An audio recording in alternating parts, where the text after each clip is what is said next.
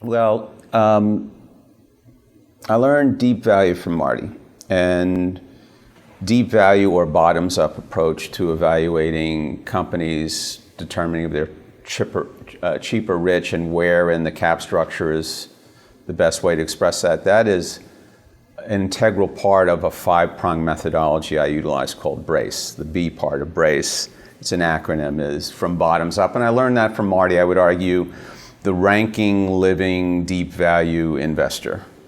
The insiders guy on deep value, there may be a Warren Buffett, but Marty is very academic about the approach of deep value. So while I learned deep value from Marty, and if you think about the time I was with him from 90 to 98. Eventually, markets improved. The fulcrum security was no longer the loans or the bonds, became the equity.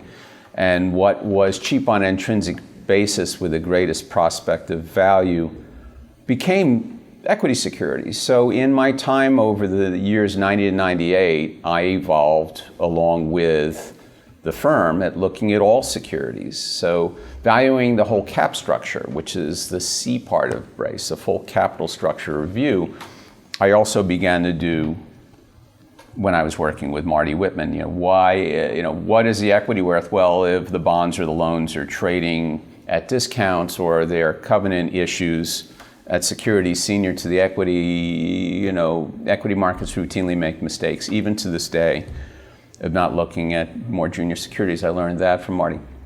And the last thing I really learned from him that made me an event-driven investor, as opposed to simply a deep value investor, was that Marty would routinely walk into the room and say about a position we had, the world will figure out that we're right. This is a classic deep value sensibility, that this is cheap on an intrinsic basis. Eventually, the world will figure out we're right. Markets will revalue this.